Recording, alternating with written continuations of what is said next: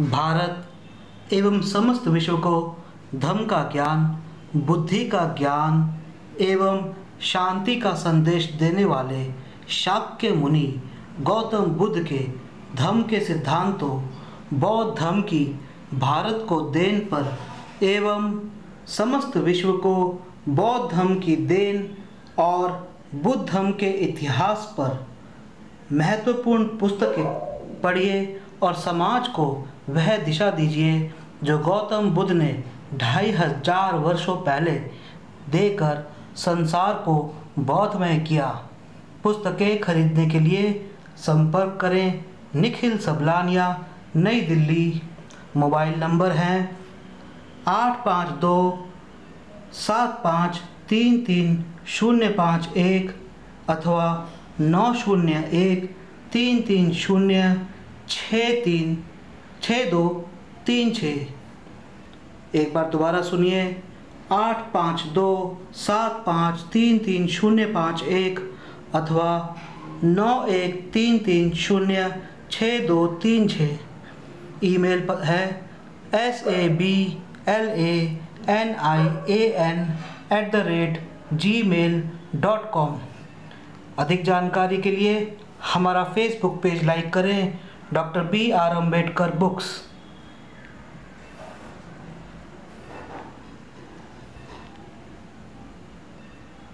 प्रिय बंधुओं, जय भीम, जय भारतम बुद्धाय। आज मैं आपके सामने बाबा साहेब डॉक्टर भीमराव अम्बेडकर जी द्वारा लिखे गए महान बौद्ध ग्रंथ बुद्ध एंड इस धम्मा का हिंदी अनुवाद, भगवान बुद्ध और उनका धम्म, जिसके अनुवादक है बद्दंतानंद कोसलैन, इसकी 22वीं कड़ी प्रस्तुत करने जा रहा हूँ। पिछली कड़ी में मैंने गलती से बोला था 22वीं कड़ी, वह 22वीं नहीं है, 21वीं कड़ी है, यही 22वीं कड़ी है। इससे पहले के 1 से लेकर 21 तक के भाग आप YouTube पर सुन सकते हैं और आप बौद्ध पुस्तकें मुझसे खरीद सकते हैं। इसके अलावा बौद्ध धर्म के प्रचार के लिए यदि आप कुछ पैसे भेंट करें, अगर दान दें तो बहुत अच्छा होगा। मैं अभी फ़िलहाल एक इंग्लिश फिल्म भी बना रहा हूँ जो कि बुद्ध की टीचिंग्स पर है, आम जिंदगी के ऊपर है, एनिमेटेड फिल्म है, परंतु उसमें एक बौद्ध धर्म की शिक्षा हमें मिलती है। मुझे लगता है कि मेरे भाई हैं एक, उन्होंने कुछ दिनों पहले, 1-2 दिन पहले एक प्रश्न किया कि तुम बुद्ध धर्म के और गौतम बुद्ध के इतना ज़्यादा क्यों फॉलोअर बन गए हो, इतना क्यों उनको? अनेक कारण हैं इसके, परंतु यदि मुख्य रूप से जो कारण देखा जाए तो पहला कारण है डॉक्टर भीमराव अम्बेडकर जी के जो काम है बौद्ध धर्म का, जो उन्होंने अपने अंतिम समय में शुरू किया, उसे पूरा करना। दूसरा कारण, प्रत्येक मनुष्य की तरह मुझे भी, मेरी भी जो आध्यात्मिक भूख है, मेरी भी जो आध्यात्मिक चाह है, जो मेरे अब तक के अनुभव रहे अध्यात्म से जुड़े हुए, जीवन से जुड़े हुए, मैंने ये पाया बौद्ध धर्म के अध्ययन पर कि ये सब मेरी जो आध्यात्मिक भूख है वो बुद्ध के बताए धर्म से, बुद्ध के बताए धर्म से पूरी हो जाती है। मैं साधना, ये कहें ध्यान, तो काफ़ी सालों से करता हुआ आ रहा हूँ, पिछले 12-15 सालों से, और इस तरह से मैंने जीवन में बहुत सी चीज़ों को देखा, परखा और गहराई से अनुभव किया और गहराई से समझने की कोशिश करी। मैं मनोविज्ञान का छात्र रहा हूँ, फिल्म में कार हूँ और अभी विधि लॉ का छात्र भी हूँ, ख़त्म हो जाएगा अगले साल लॉ की डिग्री भी। तो इतने अनुभव के बाद, जीवन को करीब से देखने के बाद, मुझे जब मैंने बौद्ध धर्म के बारे में पढ़ा, कुछ बातें जो मैं पहले ही बता चुका हूँ, अगर उन्हें छोड़ दूँ तो मुझे बुद्ध के धर्म के अंदर बहुत ही अच्छाई नज़र आई, और शायद यही कारण है कि वह इतने विश्व में फैला हुआ है, और यही कारण है कि मैं क्यों बौद्ध धर्म की तरफ बड़ा प्रेरित हुआ। गर्व के भी कुछ विषय हैं। हमारे भारत का धर्म है, भारत की ज़मीन से निकला धर्म है, भारत से पूरे विश्व में फैला धर्म है। तो और कुछ खान पान की भी इसमें, पान की नहीं, खान की कोई मनाही नहीं है। हाँ, करुणा मैत्री आपको जानवरों के प्रति रखने के लिए कहा गया है। तो इस तरह से मुझे बौद्ध धर्म बहुत अच्छा लगता है और मुझे बुद्ध के विचार अच्छे लगते हैं। और एक बात मैं बताता हूँ आपको कि जब मैं ये पढ़ता हूँ, रिकॉर्डिंग करता हूँ, तो मुझे बहुत आनंद मिलता है। ये एक सत्य है कि मुझे ये पढ़ने में बहुत ही ज़्यादा आनंद आता है। हालांकि मैं दोबारा सुनता नहीं हूँ, शायद कई साल बाद सुनूंगा, लेकिन मुझे इसको पढ़ने के बाद बहुत सी बातें सीखने को मिलती हैं, बहुत सी बातें समझने को मिलती है, और गहराई से धर्म को विश्लेषण करने का मुझे एक मौका मिलता है। और पता नहीं क्यों यह पढ़कर मुझे लगता है कि मैं अच्छा कर रहा हूँ, और यह भी एक तरह का धर्म का दान माना जाता है। धर्म दान श्रेष्ठ दान में आता है कि यदि आप किसी को धर्म की शिक्षा दे देते हो तो वह सबसे श्रेष्ठ दानों में से एक दान आता है। तो मुझे लगता है कि उस दान का भी मुझे कहीं ना कहीं फल भी मिलता है, इसीलिए मैं ये बनाता हूँ। और एक कार्य जो हाथ में ले लो उसे अंत तक पूरा करना चाहिए। 1 साल पहले से ज़्यादा बनाना शुरू किया था, 14 भाग बनाए, यूट्यूब पे डाले। एक एक भाग को डालने में कई बार 24-24 घंटे लगते हैं। कंप्यूटर ख़राब हो गया, स्क्रीन ख़राब हो गई, कीपैड ख़राब हो गया, उसके लिए स्पेशल एसी का प्रबंध किया। कैमरा ख़राब हो गया, कैमरा रिपेयर कराया। तो इस तरह से बगैर किसी के फाइनेंस के, बगैर किसी एड के, सिर्फ एक अपने उत्साह की वजह से, बाबा साहब के वजह से, उनके जो काम है उनसे प्रेरित होकर, और बौद्ध धर्म की जो खूबसूरती है उसको समझकर मैं ये बनाता हूँ। घर वाले भी परेशान होते हैं, रात में रिकॉर्डिंग करनी होती है, अभी भी आवाज़ आ रही है, वे लोग जाग जाते हैं जब आवाज़ आती है तो, परंतु सब मिलके इन कार्य को पूरा करते हैं, और उम्मीद है कि आगे भी लोगों को यह पसंद आएगा। तो काफ़ी कुछ हो गया, तो आज खंड 3 शुरू कर रहे हैं। पहले के खंड 2 आप देख सकते हैं। बुद्ध ने क्या शिक्षा दी, पहला भाग। धम्म में भगवान बुद्ध का अपना स्थान। 1, बुद्ध ने अपने ही धम्म में अपने लिए किसी स्थान का दावा नहीं किया। ईसाई ने ईसाइयत का पैगंबर होने का दावा किया। इससे आगे उसने यह भी दावा किया कि वह खुदा का बेटा है। ईसा ने ईसाइयत का पैगंबर होने का दावा किया। इससे आगे उसने यह भी दावा किया कि वह खुदा का बेटा है। ईसा ने यह भी शर्त निश्चित की कि जब तक कोई आदमी यह न स्वीकार करे कि ईसा खुद का बेटा है, तब तक उसकी मुक्ति हो ही नहीं सकती। इस प्रकार ईसा ने किसी भी ईसाई की मुक्ति के लिए अपने आप को खुद अर्थात ईश्वर का पैगंबर और बेटा मानने की अनिवार्य शर्त रखकर ईसाइयत में अपने लिए एक खास स्थान बना लिया। इस्लाम के पैगंबर मोहम्मद साहब का दावा था कि खुदा द्वारा भेजे गए इस्लाम के पैगंबर थे। उन्होंने आगे और दावा किया कि कोई आदमी तब तक निजात अर्थात मुक्ति नहीं पा सकता जब तक वह ये 2 बातें और न स्वीकार करे।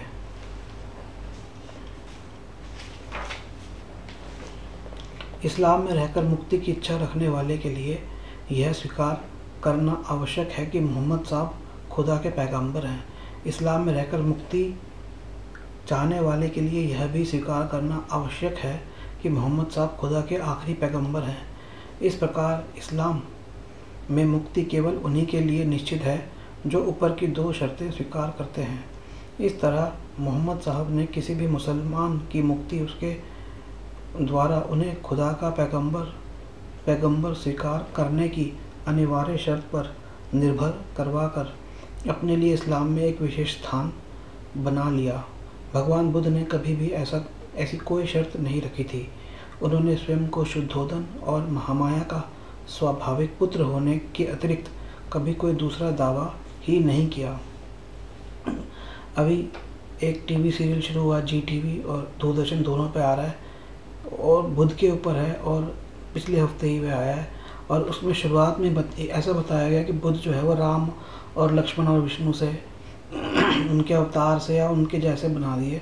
यहाँ पर खुद कह रहे हैं कि बुद्ध ने तो कभी कोई दावा किया ही नहीं। और आप भी यह बुक सुन रहे हैं, बहुत ही सर्वश्रेष्ठ बुक है बौद्ध धर्म की।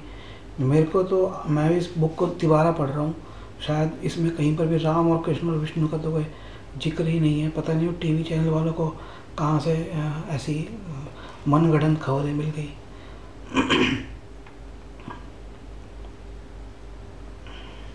उन्होंने स्वयं को शुद्धोदन और महामाया का स्वाभाविक पुत्र होने के अतिरिक्त कभी कोई दूसरा दावा ही नहीं किया। उन्होंने ईसा मसीह और मोहम्मद साहब की तरह मुक्ति की शर्त लगाकर अपने धर्म शासन में अपने लिए कोई खास स्थान नहीं बनाया। यही कारण है कि इतना प्रचुर ग्रंथ समूह होते हुए भी हमें बुद्ध के व्यक्तिगत जीवन के बारे में इतनी कम जानकारी प्राप्त है। जैसा कि ज्ञात है, भगवान बुद्ध के महापरिनिर्वाण के बाद राजगृह में प्रथम बौद्ध संगति अर्थात कॉन्फ्रेंस, बुद्धिस्ट कॉन्फ्रेंस या बुद्धिस्ट काउंसिल हुई थी। उस संगति में महाकश्यप अध्यक्ष थे, आनंद उपाली और अन्य दूसरे लोग जो कपिलवस्तु में ही थे। और जहाँ जहाँ भगवान बुद्ध प्रायः हर जगह मृत्यु पर्यंत उसके साथ रहे, जहाँ जहाँ भगवान बुद्ध गए प्रायः हर जगह मृत्यु पर्यंत उनके साथ रहे, वे सब वहाँ उपस्थित थे। लेकिन अध्यक्ष महाकश्यप ने क्या किया? उन्होंने आनंद से कहा कि वह धम्म को दोहराएं और तब संगीती कारकों से पूछें कि क्या यह ठीक है। उन्होंने हाँ में उत्तर दिया। महाकश्यप ने तब उस विषय पर प्रश्न करना समाप्त कर दिया। तब महाकश्यप ने उपाली से कहा कि वह विनय को दोहराएं और तब संगीती कारकों से यह पूछा कि क्या यह ठीक है। उन्होंने हाँ में उत्तर दिया। महाकश्यप ने तब इस विषय पर प्रश्न करना समाप्त कर दिया। तब महाकश्यप को चाहिए था कि वहाँ संगति में उपस्थित किसी को तीसरा प्रश्न करते और आज्ञा देते कि वह भगवान बुद्ध के जीवन की मुख्य मुख्य घटनाओं को बताए। लेकिन महाकश्यप ने ऐसा नहीं किया। उन्होंने सोचा कि धम्म और विनय ही तो ऐसे विषय है जिनसे संघ को सरोकार है। विनय मतलब जो रूल्स हैं, संघ के जो रूल होते हैं, मॉन्क के रूल होते हैं, उपासक के रूल।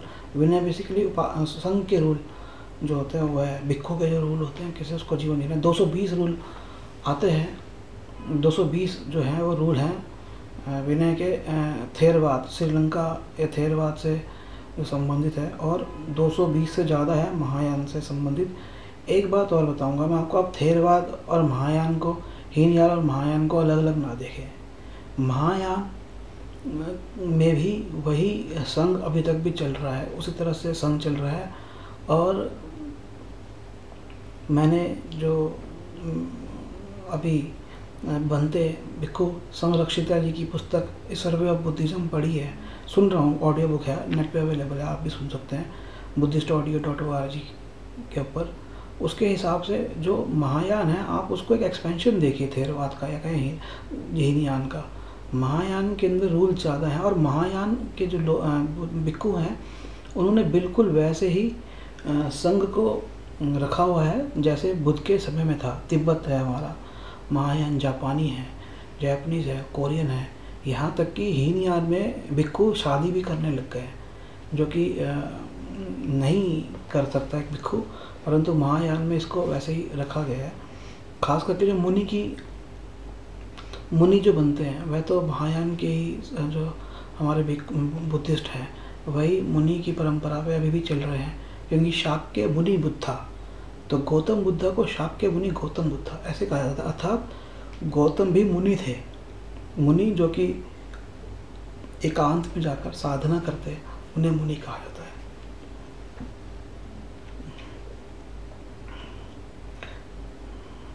यदि महाकश्यप ने भगवान बुद्ध के जीवन की घटनाओं का ब्यौरा तैयार कर लिया होता तो आज हमारे पास भगवान बुद्ध का एक पूरा जीवन चरित्र होता। भगवान बुद्ध के जीवन की मुख्य मुख्य घटनाओं का एक ब्यौरा तैयार करा लेने की बात महाकश्यप को क्यों नहीं सूझी? इसका कारण उपेक्षा नहीं हो सकती। इसका केवल एक ही उत्तर है कि भगवान बुद्ध ने अपने धम्म शासन में अपने लिए कोई विशेष स्थान सुरक्षित नहीं रखा था। भगवान बुद्ध और धम्म सर्वथा अलग अलग रहे। उनका अपना स्थान था, धम्म का अपना। भगवान बुद्ध द्वारा स्वयं को धम्म से पृथक रखने का एक और उदाहरण है उनके द्वारा अपना उत्तराधिकार बनाना अस्वीकार करना। 2 या 3 बार भगवान बुद्ध के अनुयायियों ने उनसे प्रार्थना की कि वे किसी को अपना उत्तराधिकारी नियुक्त करें। हर बार भगवान बुद्ध ने अस्वीकार कर दिया। उनका उत्तर था, धम्म ही स्वयं का उत्तराधिकारी होना चाहिए।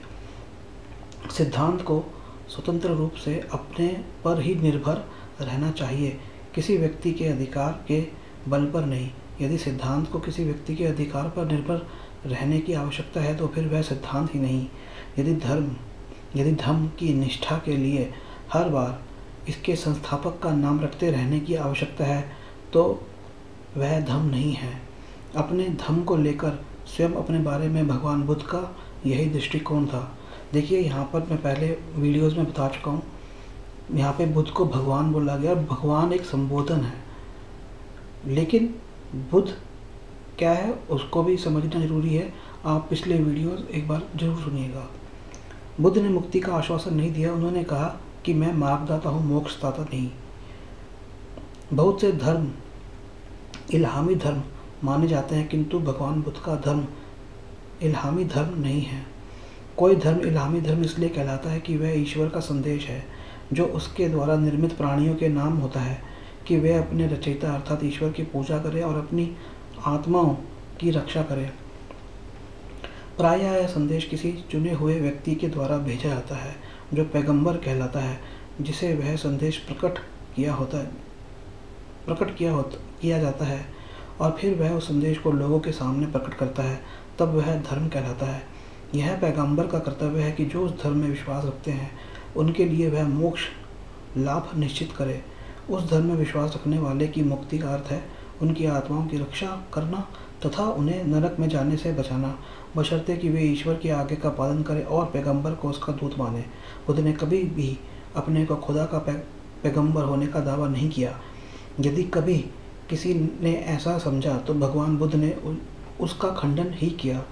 इससे भी अधिक महत्वपूर्ण बात यह है कि भगवान बुद्ध का धर्म एक खोज अर्थात डिस्कवरी है, इसलिए इसे किसी भी इल्हामी धर्म से सर्वथा भिन्न समझा जाना चाहिए। भगवान बुद्ध का धर्म इन अर्थों में एक आविष्कार या खोज है, क्योंकि यह पृथ्वी पर मानवीय जीवन की स्थिति के गंभीर अध्ययन का परिणाम है और जिन स्वाभाविक प्रवृत्तियों अर्थात इंस्टिंक्ट्स को लेकर आदमी ने जन्म लिया है उन्हें पूरी तरह समझ लेने का परिणाम है और साथ ही उन प्रवृत्तियों को भी जिन्हें आदमी ने इतिहास और परंपराओं के परिणाम स्वरूप जन्म दिया है, जो मानव के हित में नहीं है। सभी पैगंबरों ने मुक्ति का आश्वासन दिया है। भगवान बुद्ध ही मात्र एक ऐसे महापुरुष हुए हैं जिन्होंने इस प्रकार का कोई आश्वासन नहीं दिया। उन्होंने मोक्षदाता और मार्गदाता के अर्थ में पूर्ण अंतर रखा है, अर्थात एक तो मोक्ष देने वाला है, दूसरा केवल उसका मार्ग बता देने वाला है। भगवान केवल मार्गदाता थे। अपनी मुक्ति के लिए हर किसी को स्वयं प्रयास करना होता है। उन्होंने इस एक सूत्र में ब्राह्मण मोगल्लान को यह बात सर्वथा स्पष्ट कर दी थी। एक बार भगवान बुद्ध सावत्थी में मिगार माता के प्रसाद पूर्वाराम में ठहरे हुए थे। तब भगवान मोगल्लन गणक तथागत के पास आया और मित्रवत अभिवादन करके कुशल क्षेम पूछने के पश्चात एक और बैठ गया। इस प्रकार बैठे हुए ब्राह्मण मोगल्लान गणक ने तथागत से कहा, श्रमण गौतम, जिस प्रकार आदमी किसी बहुमंजिले प्रसाद की प्रगति को देखते हुए क्रम के अनुसार एक के बाद एक सीढ़ी से होता हुआ ऊपर की अंतिम सीढ़ी तक पहुंच जाता है, इसी प्रकार हम ब्राह्मणों की शिक्षा भी क्रमिक है, क्रमशः है। अर्थात हमारे वेदों के अध्ययन का पाठ्यक्रम भी ऐसा ही क्रमिक है। श्रमण गौतम, जैसे धनुर्विद्या में उसी प्रकार श्रमण गौतम, जैसे धनुर्विद्या में उसी प्रकार हम ब्राह्मणों में प्रशिक्षण, प्रगति और एक के बाद एक सीढ़ी होते हुए ऊपर पहुंचना होता है, वैसे ही जैसे गणना में होता है। जब हम विद्यार्थी को लेते हैं तो हम उसे इस प्रकार गणना सिखाते हैं, 1 1 दूनी 2, 3 तिया चौके 4 और इसी प्रकार 100 तक। अब श्रवण गौतम, क्या आप के लिए भी यह संभव है कि आप ऐसे ही शिक्षण का परिचय दे सके जो क्रमिक हो, जिसमें आपके धर्म में अनुयायी उसी प्रकार शिक्षा ग्रहण करते हो? ब्राह्मण ऐसा ही है। ब्राह्मण एक चतुर अश्व शिक्षक को ही ले लो। वह एक अच्छी नस्ल के घोड़े को प्रशिक्षण में लेता है। सबसे पहले वह उसके मुंह में लगाम लगाकर उसे साधता है, फिर धीरे धीरे आगे का पाठ्यक्रम सिखाता है। इसी प्रकार है ब्राह्मण, ऐसे ही तथागत उस आदमी को साथ लेते हैं जिसे प्रशिक्षण देना होता है और उसे प्रथम शिक्षा इस प्रकार देते हैं, आओ आवुस शीलवान बनो, पति मुख के नियम का पालन करो, सदाचरण को ठीक प्रकार से जान लो, छोटे छोटे दोषों के संकट को भी देखते हुए प्रशिक्षण ग्रहण करो और विनय में शिक्षित बनो। जब वह इस प्रथम शिक्षा में प्रवीण हो जाता है तो तथागत उसे दूसरा पाठ इस प्रकार देते हैं, श्रवण, आओ आँख से किसी रूप को देखकर उसके सामान्य स्वरूप अथवा उसके ब्यौरे के प्रति आसक्त न हो।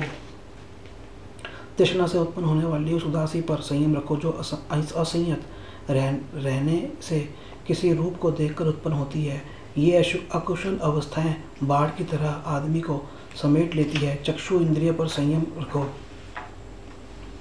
रूप को देखकर पैदा होने वाली भावना पर नियंत्रण रखो और इसी प्रकार अपनी दूसरी इंद्रियों के विषय में भी सावधान रहो। जब तुम कान से कोई शब्द सुनो या नाक से कोई गंध सूंघो, जीवा से कोई चीज चखो या शरीर से किसी का स्पर्श करो और जब तुम्हारे मन में तत्संबंधी संज्ञा पैदा हो तो उस वस्तु के सामान्य स्वरूप अथवा उसके ब्यौरे के प्रति आसक्त मत हो। जैसे ही वह उसमें पारंगत हो जाता है तो तथागत उसे अगला पाठ इस प्रकार देते हैं, श्रवण, आओ भोजन के विषय में मात्रज्ञ हो, सावधानी पूर्वक भोजन करो, न मजे के लिए, न मद के लिए, न मनोरंजन के लिए, न शरीर को सजाने के लिए, बल्कि जब तक शरीर है तब तक इसे स्थिर बनाए रखने के लिए, विहिंसा से बचे रहने के लिए तथा श्रेष्ठ जीवन व्यतीत करने के लिए ही भोजन ग्रहण करो। भोजन ग्रहण करते समय मन में यह विचार रहना चाहिए कि मैं पहले की वेदना को नियंत्रित कर रहा हूँ, नई वेदना को उत्पन्न नहीं होने दूंगा जिससे मुझे अनुरक्षण और आराम प्राप्त हो। ब्राह्मण जब वह भोजन के विषय में संयत हो जाता है तब तथागत उसे अगला पाठ इस प्रकार पढ़ाते हैं, श्रवण, आओ जागरूकता अर्थात सती का अभ्यास करो। दिन के समय चलते हुए या बैठते हुए अपने चित्त को उन चित्त मलों से परिशुद्ध करो जो बाधक हो सकते हैं। रात के पहले पहर में भी चलते फिरते या बैठते हुए ऐसा ही करो। रात में दूसरे पैर में सिंह शैया से दाहिनी करवट लेकर एक पैर को दूसरे पैर पर रखे हुए जागरूकता तथा सम्यक जानकारी युक्त अप्रमादरत रहकर अपने विचारों को उद्योगरत करो। तब रात के तीसरे पहर में जागकर चलते हुए या बैठे हुए अपने चित्त मल्लों तथा बाधाओं से परिशुद्ध करो। और ब्राह्मण जब वह जागरूकता का अभ्यासी हो जाता है तो तथागत उसे अगला पाठ इस प्रकार देते हैं, श्रवण, आओ जागरूकता और स्वसंयम से युक्त हो जाओ। आगे चलते हुए या पीछे हटते हुए अपने आप को संयत रखो। आगे देखते हुए, पीछे देखते हुए, झुकते हुए, आराम करते हुए, चीवर धारण करते हुए, पात्र चीवर को लेते हुए, खाते हुए, चबाते हुए, चखते हुए, शौच जाते हुए, चलते हुए, खड़े हुए, बैठे हुए, लेटते हुए, सोते हुए, जागते हुए, बोलते हुए या मौन रहते हुए संयत बने रहो। ब्राह्मण जब वह स्वसंयमी हो जाता है तब तथागत उसे अगली शिक्षा देते हैं, श्रवण, आओ किसी एकांत स्थान को खोजो, जंगल हो या किसी वृक्ष की छाया हो, कोई पर्वत हो, पर्वत की गुफा हो, शमशान भूमि हो, निर्जन वस्तु हो, खुला आकाश हो, चाहे कोई भूसे का ढेर हो। और वह वैसा करता है। जब वह भोजन कर लेता है तो वह पालथी लगाकर बैठता है और शरीर को सीधा रखकर चारों ध्यान का अभ्यास करता है। ब्राह्मण सभी श्रमणों के लिए जो अभी शिष्य ही हैं, जो अभी तक मन को साधने में दक्ष नहीं हुए हैं, जो अभी इसके लिए प्रयत्नशील हैं उनके लिए मेरा यही परीक्षण क्रम है। लेकिन जो अरहत हैं, जो अपने आश्रयों का नाश कर चुके हैं, जो अपने जीवन का उद्देश्य प्राप्त कर चुके हैं, जो कृत्य हैं, जो मन से भार उतार चुके हैं, जो मुक्ति प्राप्त हैं, जिन्हें भव बंधनों का जिन्होंने भव बंधनों का मूलोच्छेद कर दिया है, जो आंतरिक दृष्टि द्वारा मुक्त है, ऐसे व्यक्तियों के वर्तमान जीवन को सुखी बनाने के लिए और स्वयं के लिए ये बातें सहायक हैं। जब यह कहा जाता है तब ब्राह्मण मोगलन गणक ने तथागत से कहा, श्रीमन गौतम, मुझे यह तो बताएं कि क्या आपके सभी शिष्य उस श्रेष्ठ निर्वाण को प्राप्त करते हैं अथवा कुछ प्राप्त करने में असफल भी रहते हैं? ब्राह्मण मेरे द्वारा इस क्रम से शिक्षित मेरे कुछ श्रवक निर्वाण प्राप्त कर लेते हैं, कुछ नहीं भी कर पाते। श्रमण गौतम, इसका क्या कारण है? श्रमण गौतम, इसका क्या हेतु है? यहाँ निर्वाण है, यहाँ निर्वाण की ओर जाने वाला मार्ग है, यहाँ श्रमण गौतम जैसे योग्य पथ प्रदर्शक हैं, तो फिर क्या कारण है कि इस क्रम से शिक्षा प्राप्त कुछ श्रावक निर्वाण प्राप्त करते हैं और कुछ नहीं करते? ब्राह्मण, मैं तुम्हारे इस प्रश्न का उत्तर दूंगा, लेकिन पहले तुम जैसा तुम्हें ठीक लगे वैसा मेरे इस प्रश्न का उत्तर दो। ब्राह्मण, अब यह बताओ कि क्या तुम राजगृह की ओर जाने वाले मार्ग को अच्छी तरह जानते हो? श्रीमन गौतम, मैं निश्चय से राजगृह की ओर जाने वाले मार्ग को अच्छी तरह जानता हूँ। अब कोई एक आदमी आता है जो राजगृह जाने का मार्ग पूछता है, लेकिन उसे जो रास्ता बताया जाता है उसे छोड़कर वह गलत रास्ता पकड़ लेता है और चल देता है। पूर्व की बजाय वह पश्चिम की ओर चल देता है। तब एक दूसरा आदमी आता है और वह भी रास्ता पूछता है। तुम उसे भी ठीक वैसे ही रास्ता बता देते हो। वह तुम्हारे बताए रास्ते पर चलता है और सकुशल राजगृह पहुंच जाता है। ब्राह्मण बोला, मेरा काम तो रास्ता बता देना है। भगवान बुद्ध बोले, तो ब्राह्मण, मैं भी इस विषय में क्या करता हूँ? तथागत का काम तो केवल रास्ता बता देने वाला है, रास्ता बता देना है। यहाँ यह संपूर्ण सुस्पष्ट कथन है कि तथागत किसी को मुक्ति का आश्वासन नहीं देते, वे केवल मुक्ति पथ के प्रदर्शक हैं। और फिर मुक्ति या निजात क्या है? हजरत मोहम्मद तथा ईसा मसीह के लिए मुक्ति या निजात का मतलब है पैगंबर की मध्यस्थता के कारण रूह का दोजख नरक जाने से बच जाना। बुद्ध के लिए मुक्ति का अर्थ है निर्वाण, और निर्वाण का अर्थ है वासनाओं पर नियंत्रण। ऐसे धम्म में मुक्ति या आश्वासन या वचनबद्धता कैसे हो सकती है? बुद्ध ने अपने लिए अथवा अपने धम्म के लिए किसी प्रकार के देवत्व का दावा नहीं किया। उनका धर्म आदमी के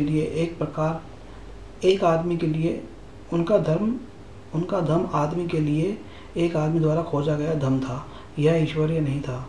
प्रत्येक धर्म संस्थापक ने अपने को या अपने उपदेशों को ईश्वरीय होने का दावा किया है। हजरत मूसा ने यद्यपि अपने को ईश्वरीय नहीं बताया, किंतु अपने उपदेशों को ईश्वरीय होने का दावा अवश्य किया। उसने अपने अनुयायियों को कहा कि यदि उन्हें दूध और मधु के देश में पहुंचना है तो उन्हें उन शिक्षाओं को स्वीकार करना पड़ेगा, क्योंकि वे ईश्वरीय हैं। ईसा ने अपने ईश्वरीय होने का दावा किया। उन्होंने दावा किया कि वह ईश्वर पुत्र था, अतः स्वाभाविक तौर पर उनकी शिक्षा भी ईश्वरीय हो गई। कृष्ण ने कहा कि वह स्वयं भी ईश्वर था और गीता उसके ही वचन थे। बुद्ध ने कभी भी अपने लिए अथवा अपने धर्म शासन के लिए ऐसा कोई दावा नहीं किया। उनका दावा इतना भर था कि वह भी मनुष्यों में से एक है और लोगों के लिए उसका संदेश एक आदमी का दूसरे आदमी को दिया गया संदेश है। उन्होंने कभी यह दावा नहीं किया कि उनके संदेश में कोई गलती हो ही नहीं सकती। उनका दावा इतना ही था कि जहाँ तक उन्होंने समझा है, उनका उपदेश मुक्ति का सत्य मार्ग है। इसका आधार संसार भर के मनुष्यों के जीवन का व्यापक अनुभव है। उन्होंने कहा कि हर किसी को भी इस बात की स्वतंत्रता नहीं है कि वह इसके बारे में प्रश्न पूछे, परीक्षण करे और उस सत्य को प्राप्त करे जो इनमें है। किसी भी दूसरे धर्म के संस्थापक ने अपने धर्म को इस प्रकार परीक्षण की कसौटी पर कसने की खुली चुनौती नहीं दी। यहाँ यह समाप्त होता है। अगला दूसरा भाग खंड 3 का भगवान बुद्ध के धर्म के बारे में अलग अलग विचार, दूसरों ने उनके धर्मोपदेश को किस प्रकार समझा, पढ़ेंगे। यहाँ पर एक बात बताना चाहूँगा, बुद्ध ने जैसे यह जो पुस्तक लिखी गई है उसके हिसाब से बताया जा रहा है कि बुद्ध ने नरक या स्वर्ग में ले जाने वाला अपने आप को नहीं बताया, परंतु इसका अर्थ यह नहीं है कि नरक और स्वर्ग की संज्ञा बौद्ध धर्म में नहीं है। बौद्ध धर्म में नरक और स्वर्गों के बारे में है। इसको आप माने चाहे ना माने, परंतु ऐसा है। इसके लिए मैंने एक पुस्तक है, बुद्धिस्ट पुस्तक है 31 प्लेन्स ऑफ एग्जिस्टेंस, जिसके अंदर 31 तरह के जो प्लेन्स ऑफ एग्जिस्टेंस है, जहाँ जीवन होता है या किस तरह का होता है, भौतिक रूप में या अभौतिक रूप में, उसका विवरण है। इंग्लिश में यह पुस्तक है, परंतु यह इसलिए इम्पोर्टेंट है कि बुद्ध, यहाँ समझिए, बुद्ध ये नहीं कह रहे कि स्वर्ग और नरक नहीं है। जो इस पुस्तक जो ये है, एक बुद्धिस्ट कई बौद्ध ये ले जाते हैं कि स्वर्ग या नरक, मैं भी पहले यही सोचता था, परंतु बौद्ध ग्रंथों में स्वर्ग और नरक के बारे में बताया गया और लिखा गया है। मैंने खुद धम्मपद में पढ़ा है। तो पर बुद्ध यह कह रहे हैं कि मैं तुम्हें ले जाने वाला वहाँ नहीं हूँ, यह इस बात को है। और एक आगे पढ़ेंगे बौद्ध धर्म को हम और समझेंगे गहराई से। जय भीम, जय भारत, नमो बुद्धाय।